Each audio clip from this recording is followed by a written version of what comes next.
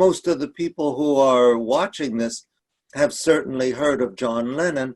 Probably most of them don't know that he had an encounter with a UFO in August of 1974. At the time, he was separated from his wife, Yoko Ono, and was living in a Manhattan penthouse apartment with his girlfriend, former assistant, May Pang. And they see a dome disk passing overhead, maybe a couple 100 feet away from them.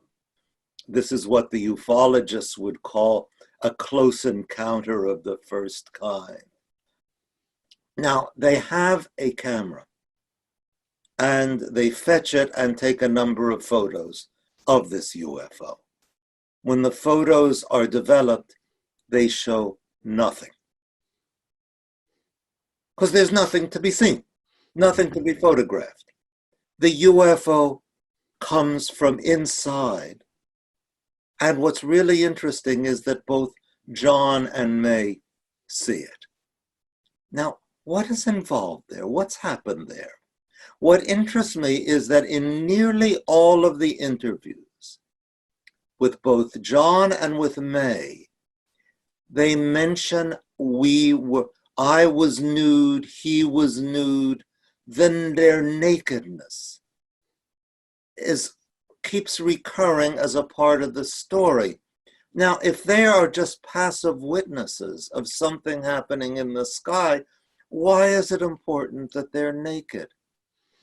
But now I would ask everybody who's watching this, when was the last time a naked human couple stood before a numinous presence? And I think many of them will be able to answer in the Garden of Eden, the nakedness of Adam and Eve before this numinous presence is a vital part of the Genesis story.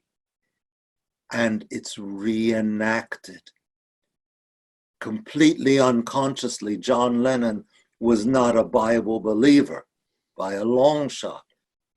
He and his girlfriend reenact this archetypal scene, but with the numinous presence in the form of what Jung would call a mandala, a disc-shaped object